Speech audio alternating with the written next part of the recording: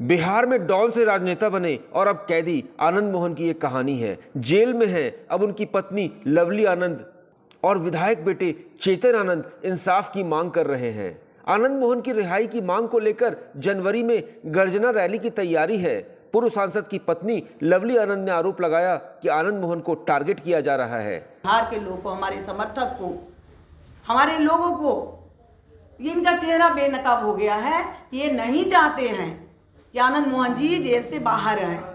यही इनकी मंशा है और वो सदन में बेनकाब हो गई है। लेकिन ये बिल्कुल गलत है, ये बिल्कुल अन्याय है। इसके खिलाफ में हम लोग जो संघर्ष करते रहे हैं, करते रहेंगे। हमारा परिवार स्वतंत्रता सेनानियों का परिवार है। हम अंग्रेज के सामने भी नहीं झुके।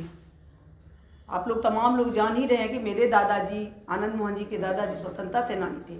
लेकिन आज स्वतंत्रता सेनानी परिवार को न्याय नहीं मिल रहा है। आप गलत कर रहे हैं। आप मुख्यमंत्री की कुर्सी पर बैठ करके आप कानून में संशोधन सिर्फ उनके लिए ला रहे हैं, उनको निकलने नहीं दे रहे हैं और कह रहे हैं कि परिहार नहीं होता है। तो परिहार कैसे मिला? सवाल इस तरह से उनको अपमानित जिल्लत किया गया और उनको सेल में डाल दिया गया। सेल में डाला गया। 7-8 दिन तक वो अनशन पर रहे। ये बार आप प्रताड़ित कर रहे हैं। जब चुनाव आता है आप उनको जेल ट्रांसफर करते हैं, यहाँ भेजते हैं, वहाँ भेजते हैं, और कभी भागलपुर जेल भेजते हैं, कभी पूर्णिया भेजते हैं, कभी दरभंगा भेजते हैं। अरे इतने सारे लोग हैं, आनंद मोहन जी अकेले नहीं हैं। हम यहाँ पर बहुत दर्द भरी बात को बोल रहे हैं, दर्द से बोल रहे हैं कि सबको साथ दीजिए। अभी अब 5 लाख लोग का हम कर रहे हैं। महाराणा प्रताप जी का जो पुण्यतिथि समारोह है 29 जनवरी को मिलन हाई स्कूल में, उसमें हम लोग 5 लाख लोग को पूरे देश से बुला रहे हैं। गांव-गांव जाएंगे, बिहार के गांव-गांव जाएंगे, पूरे देश में जाएंगे और इनको बेनकाब करेंगे कि आनंद मोहन जी को बंद नहीं किया है बल्कि बंदी बना के रखा है सरकार ने। आनंद मोहन जी को बंदी बना के रखा है। जो पुराने समय में होता था, जो प्रभावशाली राजा होते थे, उनको छल प्रपंच धोखा से लोग छल से अंदर कर देता था और उसके बाद उसे बंदी बनाता था। नीतीश जी आनंद मोहन जी को बंदी बना के रखेंगे। हमारे लोग, हमारे समर्थक, हमारे शुभचिंतक इसे माफ नहीं करेगी। और सब लोग से हम आप लोग के माध्यम से भी कहते हैं कि आइए इस समय में आप लोग साथ दीजिए। जब संघर्ष लिखा गया, न जीवन किसी का है, न जीवन हमेशा से रहा है, लेकिन काला अध्याय और काला अक्षर से सरकार का काले कारनामे को लिखा जाएगा इतिहास के पन्ने पर। और आप लोग और बिहार की जनता और देश की जनता गवाह होगी। आप मेरे पति को छीने, अरे वो दोषी रहते तो सूली फांसी पर चढ़ जाते, कोई तो ये नहीं रहता। आप वो निर्दोष हैं, आप धरना पर क्यों बैठे थे? आप क्यों कहते कि हम हमारी सरकार बनेगी तो हम न्याय दिलाएंगे? क्यों नहीं आप सीबीआई जांच कराए? आप 2 परिवार को छल रहे हैं। आप डीएम की जो पत्नी है उनको भी न्याय नहीं मिला, उसके पति के हुआ तब भी आपने न्याय नहीं दिला। सिंह गर्जना रैली होने वाला है महाराणा प्रताप पुण्यतिथि के पखवाड़े पे। हाँ, ये पटना में। क्या नाम बताए? Miller high school. हाँ, सिंह गर्जना रैली 29 तारीख को ना? जी हाँ। इसमें पूरे भारत के लोग यहाँ पर आने का काम कर रहे हैं। हाँ, फ्रेंड्स ऑफ आनंद ऑर्गेनाइज कर रहा है। क्या मैसेज, क्या हम लोग आनंद मोहन जी को निकालना चाह रहे हैं। उनका सज़ा पूरा हो चुका है।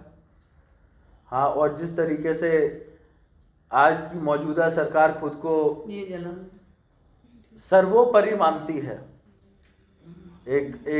मतलब हमारे ही प्रश्न पे मतलब मंत्री महोदय ने बोला कि ये सदन सर्वोपरि है। मैं ये बताना चाहता हूँ, सदन सर्वोपरि नहीं होता है। कोर्ट जो होता है वो सर्वोपरि होता है।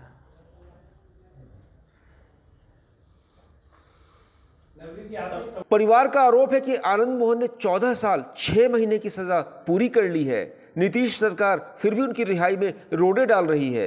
आनंद मोहन के परिवार के साथ राजद की भी सहानुभूति जुड़ गई है। तेजस्वी ने आनंद मोहन के मुद्दे पर नीतीश के खिलाफ निशाना साधा है। विधायक जी ने बताया कि 14 साल सजा काट लेने के बाद सरकार के हाथों में होती है, अच्छा व्यवहार हो, आचरण हो, तो सरकार जो है उसके रिहाई पर विचार करती है और कई लोगों को रिहा भी करती है। लेकिन इस दौर में, इस तानाशाही के दौर में, ये सरकार जो है टोटली पॉलिटिकल वेंडेटा, राजनीतिक षड्यंत्र के हिसाब से इस कानून का उपयोग कर रही है। और आप सब लोग जानते हैं कि कई ऐसे पीड़ित परिवार हैं जिनको लगातार नीतीश कुमार जी की सरकार जो है सताने का काम कर रही है, और कोई संतोषजनक जवाब जो है सरकार के द्वारा नहीं मिला। इसमें कई उदाहरण भी दिए गए, कई केसेस के भी उदाहरण दिए गए जहां उच्चतम न्यायालय, उच्च न्यायालय ने कई बार अपने आदेश में भी इसका जिक्र किया है, मेंशन किया है। उसके बाद भी कोई पर्टिकुलर बात जो है सरकार के द्वारा नहीं की गई। यानी साफ तौर पे सरकार की मंशा दिखाती है कि सरकार जो है न्याय नहीं करेगी, अपने हिसाब से, अपने राजनीतिक फायदे के हिसाब से मैनिपुलेट करेगी और डिसीजन लेगी। तो आज हमारे साथ अत्री के भी विधायक हैं, इनके भी पिता राजेंद्र यादव हों, आनंद मोहन जी हों, सभी लोगों को जो है पॉलिटिकल वेंडेटा के हिसाब से ये किया जा रहा है।